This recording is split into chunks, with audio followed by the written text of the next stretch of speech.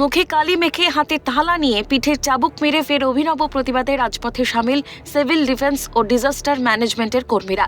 তাদের এই আন্দোলনের মূল লক্ষ্য সরকারের দৃষ্টি আকর্ষণ করা এবং দ্রুত স্থায়ী নিয়োগের প্রক্রিয়া শুরু করা। শনিবার এই নিয়ে সিভিল ডিফেন্সের অস্থায়ী কর্মীদের অবস্থান বিক্ষোভের 10 দিন। তাদের দাবি 30 দিনের কাজ সহ 60 বছরের স্থায়ীকরণের মাধ্যমে নিযুক্ত করতে হবে। যতক্ষণ না পর্যন্ত সরকার তাদের দাবি মানবে ততক্ষণ অবস্থান বিক্ষোভ চলবে বলে হুঁশিয়ারি দিয়েছেন আন্দোলনকারীরা। তারা আরও বলেন, 10 দিন ধরে কলকাতা হাইকোর্টে লক্ষ টাকা খরচ করে আমরা ধর্নায় বসেছি, কিন্তু আমাদের কোনো সুরাহা মেলেনি। মুখ্যমন্ত্রী রয়েছে কালীঘাট, সেখানে আমরা গিয়েছি। আমাদের যে অভিষেক বন্দ্যোপাধ্যায়, তার কাছে সরাসরি চিঠি করেছি, ডাইরেক্টর সাহেবের সঙ্গে বসেছি, নবান্নের স্পেশাল সেক্রেটারি বসেছি, বহু সর্বময় কর্তার সঙ্গে বসে আসছি। কিন্তু আজকে যে বাজেট হলো, এই বাজেটটা দিশাহীন। সত্যি আমরা অনেক ব্যথিত এবং ঠকাহত।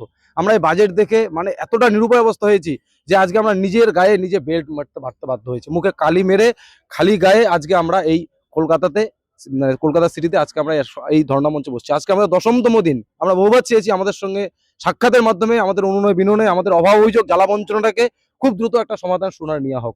আমাদের যে পলিসি রয়েছে 1341 যে জিও, সেই জিওটা অনেক অশান্তিকর, অনেক জটিলতা রয়েছে। এই আইনটা দ্রুততার সহিত আমরা পরিবর্তন করে কিভাবে আমাদের 30 দিনের কাজ এবং 60 বছরের নিশ্চয়তা করা যায়, সেই জায়গাটা আমরা সরকারকে এই বিচার বহুবার দিয়ে আসছি, কিন্তু আজও সেই বিচারের কোনো সুরাহা আমরা পেলাম না। এ বিষয়ে এক আন্দোলনরত মহিলা কর্মী বলেন, আমরা অস্থায়ী কাজ চাই না, স্থায়ী কাজের ব্যবস্থা করা হোক।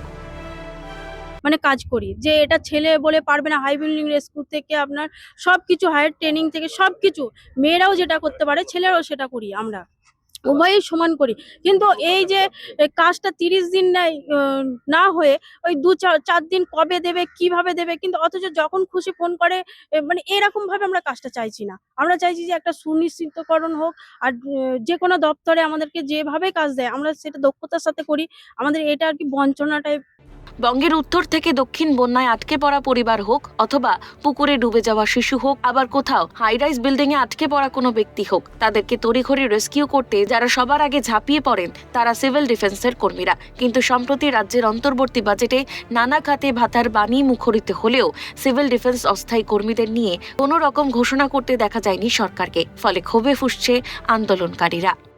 ডিজাস্টার ম্যানেজমেন্টের কর্মীরা ঠিক যেভাবে কাজ করেন, সিভিল ডিফেন্সের কর্মীরাও ঠিক সেভাবেই তারা রাজপথে কাজ করেন। সেটা পুকুরে কেউ ডুবে যাওয়া হোক, হাই রাইজ বিল্ডিং থেকে কাউকে উদ্ধার করা হোক, কোভিড হোক, বিভিন্ন কাজে তারা এগিয়ে যান। কিন্তু তারা আজও বঞ্চনার শিকার। তারা বলছেন যে তাদের স্থায়ীকরণ তো দূর থাক, তারা 30 দিন কাজটুকুও পান না।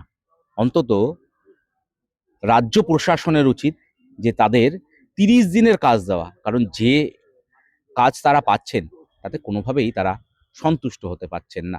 এই মুহূর্তে অবস্থান বিক্ষোভ চলছে এবং আগামী দিনে আরও বৃহত্তর আন্দোলনের কথা তারা জানাচ্ছেন।